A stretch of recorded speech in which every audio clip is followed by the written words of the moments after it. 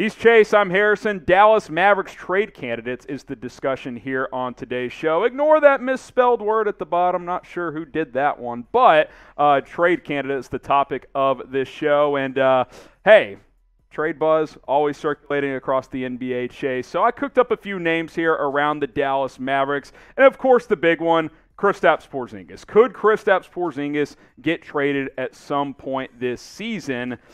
It's always possible. You can't rule it out. We keep waiting and talking about Kristaps Porzingis having some type of breakout season, getting back to that form that he was in the NBA bubble season, or maybe with the New York Knicks, and it's just not happening, Harrison. At some point, he is what he is, and I think Kristaps Porzingis is an overrated player. I'm not sure about the fit alongside a guy like Luka Doncic, so I think that if the Mavericks get off to somewhat of a slippery start, they're not able to find their footing, and the win-loss record isn't what it should be with a pretty talented roster and one of the best players in the NBA, I think about dealing him. Yeah, I mean, look, we all know this is a pivotal season for Kristaps in Dallas. There was a lot of tumultuous chatter in the offseason because of, you know, he didn't get along with Rick Carlisle. Him and Luka weren't along. Apparently, him and Luka's relationship has been repaired this offseason with the new staff led by Jason Kidd, but he's been off to a little bit of a slow start. Now he's, dealing with a little bit of a tweaked back.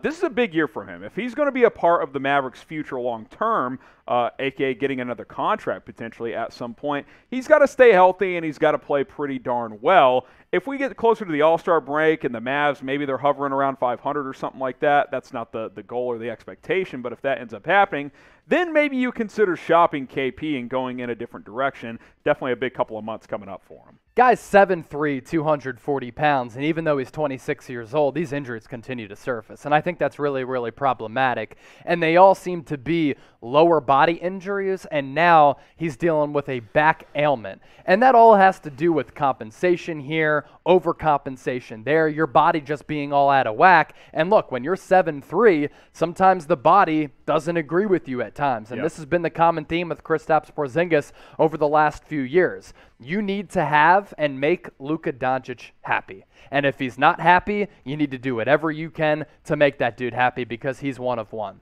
Yeah, there's no doubt about that. So what do you guys think? What should the Mavs do with Kristaps Porzingis? Type T for trade him, type K for keep him. I think for now you got to keep him because I don't know what his trade value is really going to get you in return. So type T for trade, or you can give us a K for keep.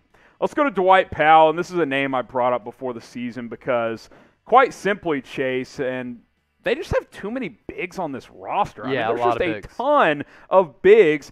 Two of them right off the bat here in KP and Dwight Powell. That doesn't even include Moses Brown, Maxi Kleber, Boban, who you know they're not going to trade because him and Luka are good pals. They got like 5 or 6 dudes over 6'10". Like, does it make sense to have this many bigs on your roster? Powell has a tradable contract. I think he could get moved. No, it doesn't make a lot of sense to have so many bigs on the roster when this roster should be built around Luka Doncic. I think ideally because he has such a high usage rate and he creates and manufactures so much of their offense, you want playmakers around him or guys who are content with floating around the three-point perimeter, also really good slashers. Now, for a big man, I think Dwight Powell does a pretty good job of that, being a cutter to the basket, giving you a little bit of defense. At times, he can stretch the floor just a bit.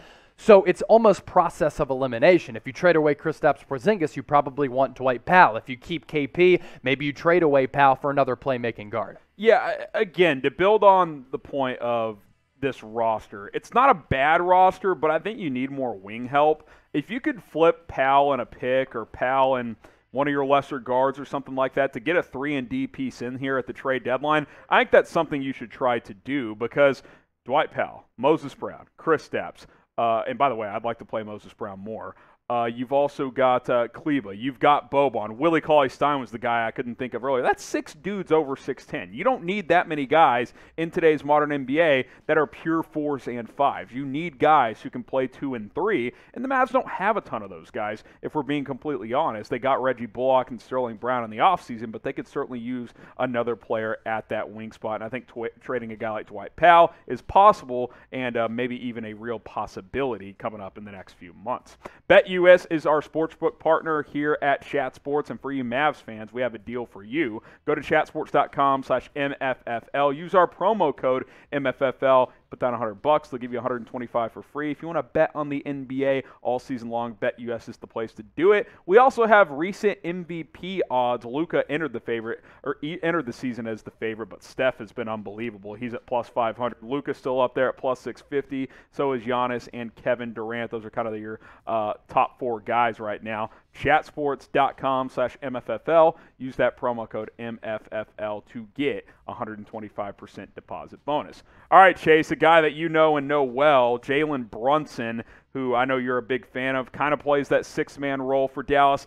I think he's kind of one of the big pieces that Dallas would have to make a tough decision on if they tried to bring a better player in here at the trade deadline. I know he was rendered somewhat useless in the playoffs, which was really weird to me. His minutes were down, his numbers were down, and his production just wasn't there like it was in the regular season. I was kind of flabbergasted by it. I understand it was a bad matchup for Brunson, and I think the reason why he slid to the second round, pick number 33 several years ago, coming out of Villanova when he was the National Player of the Year, won 2 natties while he was with the Wildcats, is because he's never been a guy who has the most explosive athletic qualities, right? Yep. But I really like Jalen Brunson, and I think this year you've seen a pretty confident player. I saw that in spurts last year, but I think the Mavericks should keep Jalen Brunson. I think he brings a lot of value to this roster. I'm not sure he's going to be a starting point guard for the long term, but I know that he can at the very least be a backup solid point guard who can play